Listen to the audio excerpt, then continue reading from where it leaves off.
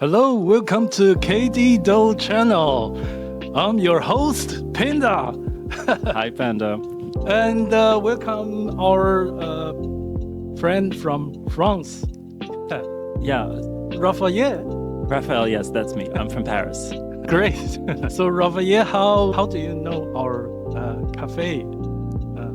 So I was really interested in doing a project around dolls as a documentary filmmaker, and I stumbled on the Instagram page and I found it online, and I was super interested by it, and I just contacted you.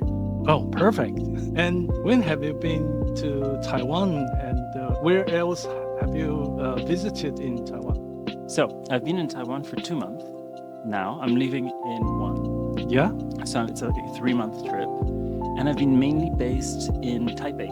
Yeah. But I have been to Taichung once before, so this is my second time. And Hsinchu. Yeah. I pronounce it, yeah. Great. And can you tell us about how people think about love dolls in France? So I think what's very interesting for me here, and why I'm so interested to discovering this place, is that it's not just a place with dolls, but it's also a community where people who share this interest can meet. And I feel in France it's more taboo. Yeah. And I don't think in France there's like a place to meet during the day, which is just an open, light day place for people who are interested in this. So I think it's very interesting for that. Yeah. What do you think about our doll communities in Taiwan? So from what I grasped today, what's very interesting and very good surprise is how welcoming and warm everyone is, and how it feels like a place where people can be really accepted for their interest, for what they do, and it's very non-judgmental. Yeah. Which I find it feels very good. So, will you ever think about to be a doll owners in the future, or what is your plan to making a film about love dolls? Yeah, so I'm very interested in the relationship between human and artificial intelligence, human and machines, and how you can actually I think we'll be able to create very strong relationships with non-human synthetic forms. And yeah, I think the subject of doll making, but also the relationship with doll, is something I'd like to explore more in future films, because I think there's a lot to be said, and I think we're at the beginning of something. Yeah. Can you tell us about your new project, your screenplay? Yeah, so I'm writing a film which is, I don't know when it's going to be produced, but anyway, I'm writing the screenplay.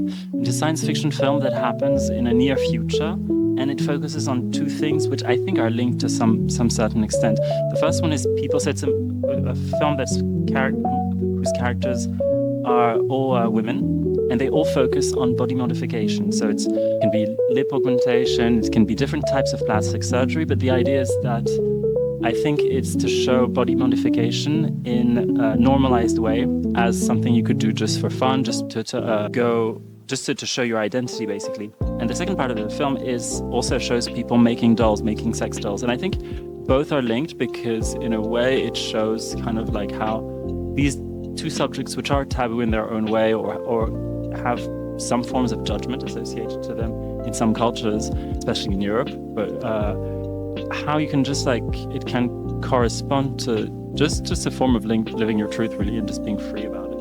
Yeah, and you're talking about the main character of your screenplay. She's making a love doll, and what is her motivation? So I think the idea is to what I find interesting is the idea of someone they're going to be more less conventional love dolls, and they're going to have more extreme elements to it. And I think what's interesting for me is it's someone who does modification on her body and who experiments with making bodies. So it's kind of the whole reflection around what's the body, what's the limits of the body, and also having a relationship with dolls to understand your relationship about yourself. Yeah. And do you think this kind of synthetic intimacy can replace the real relation between people? So I don't know if it's going to replace the relationship with people, but what I think is it creates another kind of interaction which is very valuable for many people. Yeah. So I think the way I see it anyway, it's not a question of like, let's replace all humans with dolls.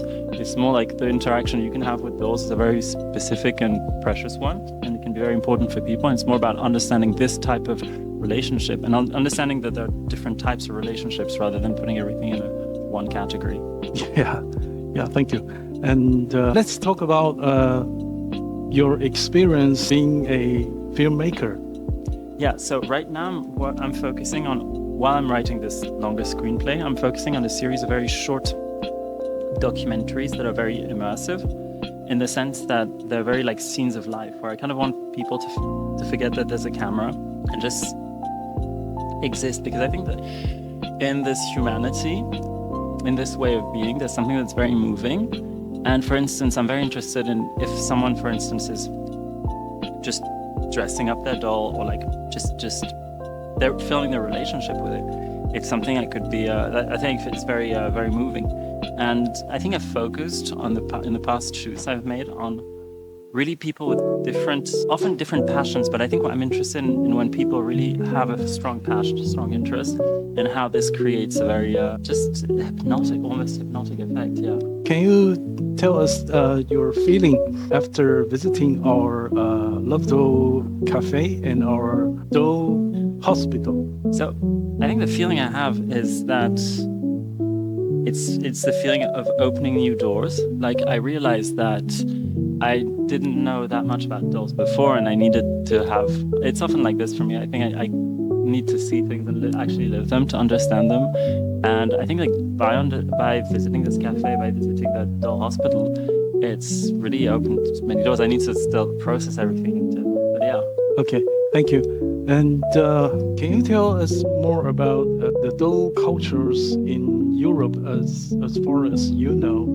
Yeah. So as far as I know, but I'm not by all means a doll expert or anything like that, so I might be saying stuff that's wrong. But from my knowledge of someone who isn't in a doll community, it feels like it's more marginalized in Europe. Like it feels like it's less out in the open. There's more taboo attached to it, and I think it's more of a private thing. Like I don't, to my knowledge, I've not heard of like spaces like this one in Europe.